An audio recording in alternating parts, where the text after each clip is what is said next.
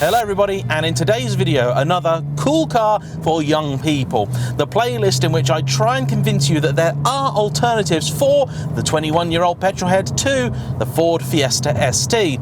And today's car is one that is very similar to a vehicle I already own. This is a BMW 125i Coupe. If you're a fan of chassis codes, this is what they call an E82. It was in production from 2007 to about 2013, and for £5,000 to £8,000, it's a fabulous way to get yourself into BMW ownership. Compared with said Fiesta ST, this is really a fundamentally different car.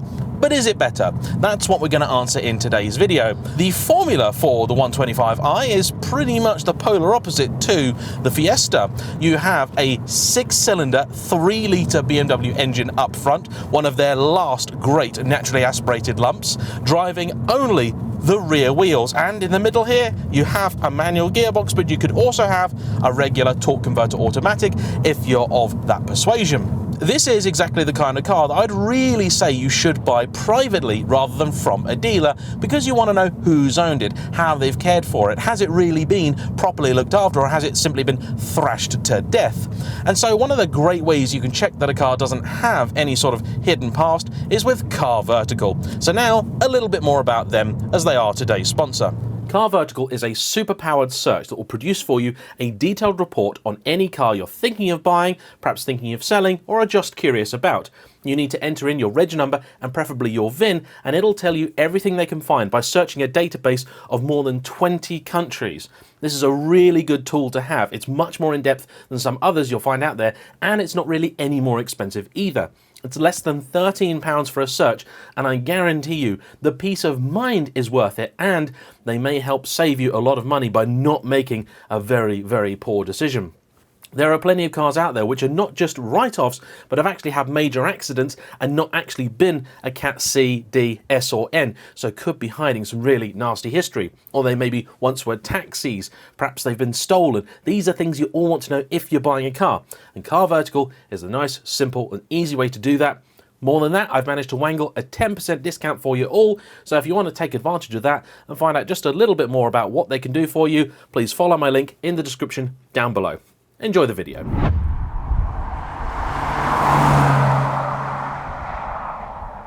Just about anybody who's ever seen one of my videos will know that I was never the biggest fan of hatchbacks. They've grown on me in recent years, but when I was a much younger man, I just didn't like them at all. My first ever car was a Peugeot 407. SW, that's the estate, with the 1.6 diesel engine. However, the moment I moved out to the sticks and my car insurance literally halved overnight, I took the opportunity to buy a car which was twice as expensive to insure. And what I got was a BMW E46 330ci Club Sport. I absolutely loved that car, and really to me it was everything that I thought a BMW should be. Rather luxurious inside compared to a Peugeot. It had that creamy, glorious N54 straight-six engine which made all the right noises, was perfectly potent too. It was 230 horsepower, that car. Alright, not the lightest thing, but when you've moved out of a 110 horsepower diesel Peugeot, it was a rocket ship. It also handled better than the Peugeot, looked great, and was a very, very faithful companion. In fact, over the sort of 40 to 50,000 miles that I had it, nearly nothing went wrong with it. And that car really began a love affair with BMWs that continues to some extent to this day. In many ways, I think this 125i is actually something of a modern reincarnation of that vehicle. I really love the E46, but they are all of an age now. Even the most youthful E46 is now knocking on the doors of 16 years old. So they are cars that now do need a little bit of attention. Many have got massive mileage on, patches in the service history, and they do have issues. Although there was a little bit of crossover between the E46 and the original 1 Series that launched in 2004, in reality this is much more closely related to the E90 Generation 3 series, that which came after. In fact, apparently about 70% of 1 Series parts are interchangeable with a 3 Series. And so that's one of the first reasons I think that you should consider this as your first BMW or your first proper car, because many of the pieces of it are from a proper car. They're from a 3 Series. It's very easy for us seasoned petrolheads to look down on the humble 3 Series, but really, as a car, it is a fine thing. So it's got a pretty strong base, and indeed the 1 Series generally has proven to be quite a durable car. There are a lot of different engines you could get this with, but for me the 6-cylinder has always got to be the pick of the bunch. Firstly, it's got that great creamy straight 6 noise, it's buttery smooth, and it has the power that you'd want. But more importantly, it's also a ridiculously reliable unit. Sadly, the 4 cylinders are equally as unreliable, particularly the diesels. They have a knack for going bang, and it's very expensive to fix those, to the point that some cars you may as well just chuck in a skip rather than try and repair. So although it will be a little bit more expensive to acquire and then of course to run a 6-cylinder petrol car, I think really the rewards will come in terms of running costs. That's not to say that they're without fault, and if you are looking at buying one of these cars, I'd probably look to make sure that the spark plugs and coil packs have been changed. BMWs of the period had this ridiculous appetite for coil packs, don't know why, they just did. And really, you've got to follow a lot of your general procedures. Use car vertical, make sure it's not written off, stolen or anything like that, and look for a car with a good service history. They sold the 1 Series by the hundreds of thousands, which is excellent because it means that you can afford to be picky. If there's a car out there that just isn't right, don't buy it.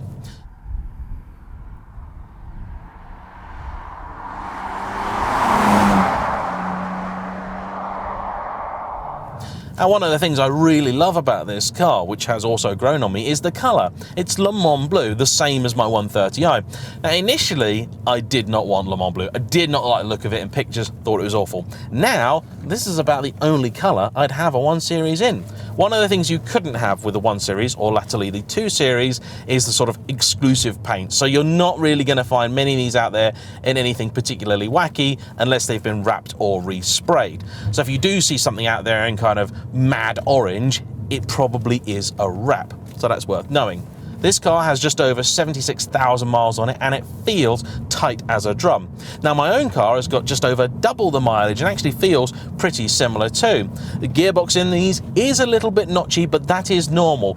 You should still be able to select gears nice and slickly and easily. That's another reason that I like the 1 Series. It's a very compact car. All cars have been growing more or less constantly, it would seem, and that's why you've seen the introduction of sort of new base models to replace the older ones. So this isn't quite the size of my old 3 Series, but also it's quite a bit smaller than a current 3 Series. And that means that if you have got to drive it around town or on country lanes or that sort of stuff, it's a good size. If you are used to a small hatchback, this is not going to feel daunting to drive. Now, why would you choose the saloon over the hatchback? Well, there's a few reasons. First off, the looks. The hatchback's looks, I think it's fair to say, are quite divisive. I actually kind of like it. It's really grown on me, especially in the facelift 3-door trim like I have. But that's not an opinion that is universally shared. The Coupe, however, I think is a much more loved car. It's got a real sort of, bullish stance about it. It looks very muscular, very taut. It's a real cool piece of design. A popular conversion is to try and make it look a little bit like a 1M, but I don't think you'd really want to do that. Just leave it alone. Ooh, somebody bought a Maserati Levante. I actually drove a Levante Trofeo around Goodwood recently. It was a lot of fun. I didn't make a video on it, but I thought I'd tell you that I've done that. It was nice. Whether you get the hatchback or the coupe, rear seat room is not exactly expansive. That's one of the reasons I'm getting rid of my 1 Series. So if you are particularly tall, or you have people that are tall you want to put in the back, bear that in mind. This may not be the car for you. In practicality terms, Fiesta probably does have this car just about beaten. The boot on this is actually a pretty good size. You can get quite a bit in there.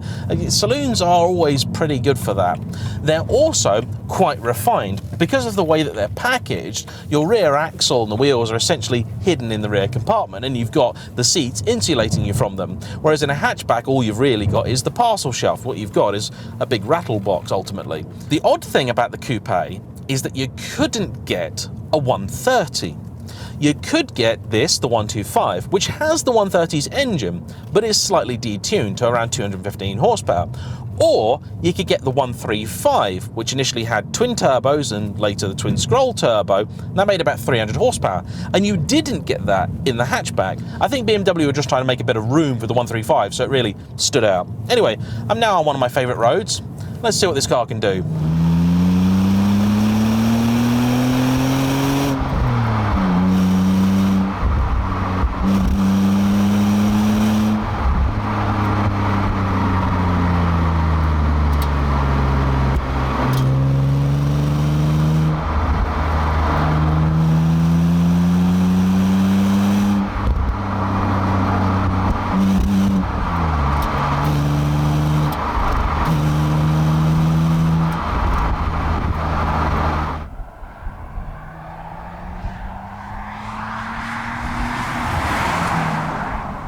Now, one of the things about the 125i is that because it is literally the 130's engine just detuned, it is possible to essentially make this into a 130.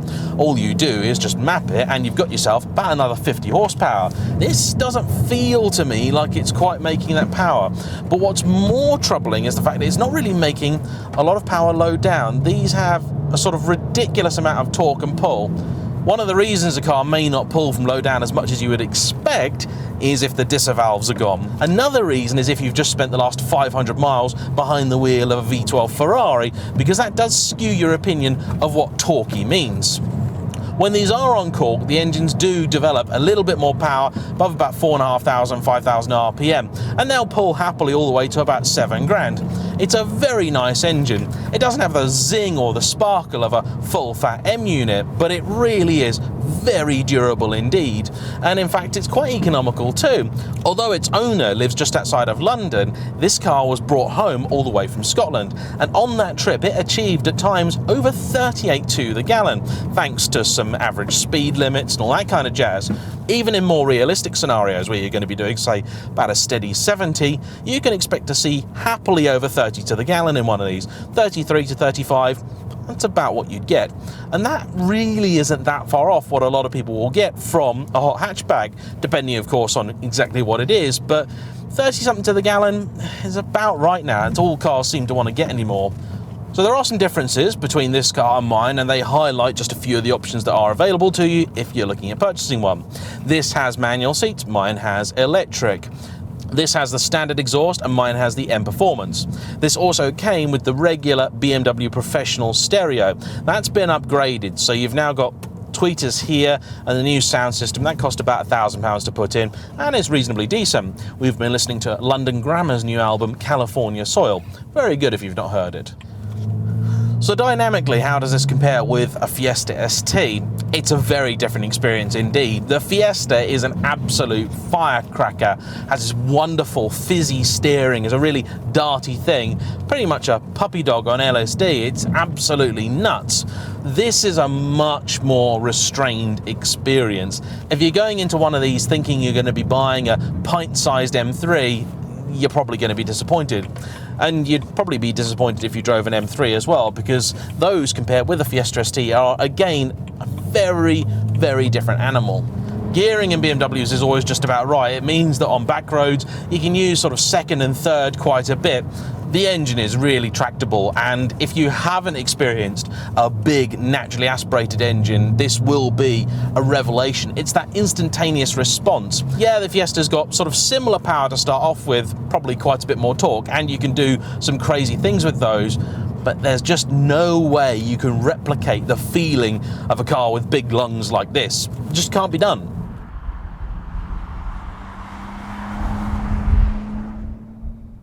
One of the other things mine has is the full iDrive system, and honestly, if I was buying a car now, I wouldn't care whether it had one. In fact, to be honest, I think I'd much rather the extra cup holder that you get, because you don't have the iDrive controller, rather than the iDrive. Bluetooth I need, aux-in I need, and this has both as standard. You've also got heated seats, which is lovely. reasonable amount of leather in here, and the Coupe was only ever available as part of the facelifted 1 Series range, which means that it does feel just quite a bit nicer to be in than some of the earlier cars. Now those had hydraulic steering rather than electric, but honestly, I did do a video recently where I drove George Auster's 130i, and that's an earlier one with hydraulic steering, and actually, I didn't feel that the difference was really worth worrying about. And if you want a coupe, you got no choice anyway. The suspension is not the most composed. It does sit in this sort of awkward balance between trying to be comfy and soft and then trying to be sort of firm and sporty, and it doesn't really wind up doing either especially well.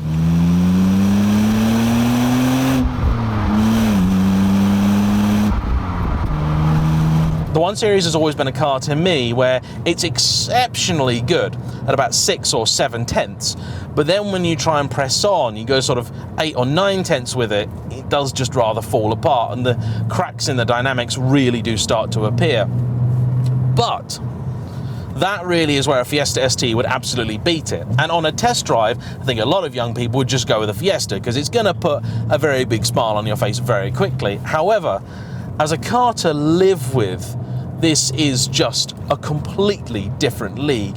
It's a really nice thing to be in. It's a 1 Series, sure, but it's still a proper Beamer. It will flow down a road if you can get into a groove with it. But also, like the Fiesta, there are quite a few things you can do with these. Now, the modding community isn't quite as alive as it is with the Ford, but maybe that's a good thing. It probably means that insurance isn't that expensive. Now, I can give you an example of insurance. This car, 125i, is owned by a young man, he's 25 years old. He lives just outside of London, and his insurance, no years, no claims, because he's had an accident recently, £900. That's pretty damn good. Whether it would be more for a 130i, I couldn't say. I like this exhaust as standard. It's really well judged because I know when I've got my foot down, I can hear it. It makes a very nice, sweet, classic BMW sound, but it's not too shouty. I think you probably would want something just a little bit fruitier on it, and the M Performance exhaust that I have on my 1 Series is a perfect example. Unfortunately, you can't really get M Performance bits for these anymore. They did do a M Performance carbon airbox, that was a lot of money, and they just basically don't come up anymore. One thing I do want to say about this car, it's been fitted with Goodyear Eagle F1 asymmetrics. They're really decent tyres. I'm loving these. This came with the Pirelli run flats on it. BMW had this obsession with run flats, and they are awful. They ruin the ride of a car. They really do. So if you are looking at one of these and it still has, for whatever reason, run flats on it, get them off. Just get yourself a can of squirty cream for emergencies. Run flats are awful. They do no favours to the handling or the ride quality.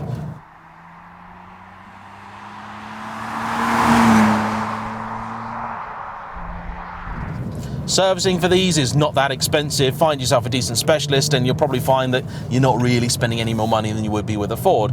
Now, they do have sort of variable intervals, but realistically, I'd probably want to change the oil about every 10,000 miles or each year. It's not expensive to do, really. You're probably talking about just over 100 quid for a basic oil change at most mechanics, and because it's just a simple BMW, there is no particular need for a specialist, although I would always recommend, where you can, finding a brand specialist locally that you can trust. They may seem a little bit more money on occasion, but believe me, there will almost always be better value. I know with BMWs it's very easy to get obsessed with the M cars, and I've owned several of them. I've had a Z4 M Coupe, I've had an E46 M3, I've had an E82 M3. But in truth, I don't think I really fell in love with any of those. None at all. All of the BMWs that I've had a real, genuine admiration for have been ones like this. Because by the time you're at buying an M3, especially if you're buying sort of one of the more recent ones, you probably could afford to just go and get yourself a Porsche or something, and you're going to get a much better car for being sporty. And then with an M car, you'll tend to find you've actually wound up compromising on the ride quality and comfort and all that jazz. For me, the sweet spot in any BMW lineup is always the one below the M car. It's the 550i as it used to be, or 540i now, and here the 125i, or I guess maybe the 135i, but I kind of discount that. The 125i is also a lot more expensive car to run. It's not as reliable as this. They did go bang, and the people that bought them also didn't always look after them that well. Whereas these, I think, have remained a little bit unloved. That's probably why you can pick them up for about $4.5 grand if you're happy to get a slightly ropey example. They haven't really gone down in price at all over the last few years, and that would be very good news if you're considering buying, say, a Fiesta ST at, I don't know, double the money. You're probably going to find out at the end of your 2 or 3 years you've got a lot more of it left with one of these than with one of those. More boring stuff, you could get these with adaptive xenon lights like my 130 has. They're actually very good. BMW xenon's always been some of the best in the business. One thing I would recommend if you are going into this as your first rear-wheel drive car, make sure there's decent rubber on it. Don't assume that you'll be a drift hero the first time you try, because trust me, these things will bite and bite hard. So if you do want to go and have a play, find yourself somewhere with plenty of space. There's no limited slip diff on these. I don't believe it was ever even an option, so watch out, because when the rear breaks away, it'll be a little bit snappy. And if you are going to run it all year round, at winter, I would strongly recommend getting yourself a set of winter alloys for these cars. They really, really benefit from it. With most regular hatchbacks, because they're front-wheel drive, you've got all the weight at the front as well, they tend to do okay if there's snow on the ground. These, they're utterly hopeless. Just don't even try. So anyway, there's just a few reasons I think the 125i is a really great BMW to buy. Now, if you are like me and you're looking at the classifieds and going, oh yeah, I could get a 125i for about $6 or $7 grand, but I could also get a 650i for the same amount of money, well, yes, that's a good option too. But if you are tempted to go that way, just make sure you have a much, much bigger oh blimey fund, because with a 6 Series, you're going to need it. The 1 Series is far and away the cheapest BMW to get into and the cheapest car to put right. That's a little bit from me on what I think is a really criminally overlooked BMW and a great car for a young person to get into as their first sort of proper car. Thanks for watching. Please like, comment down below, subscribe if you haven't already, and I'll see you for the next one. Bye-bye.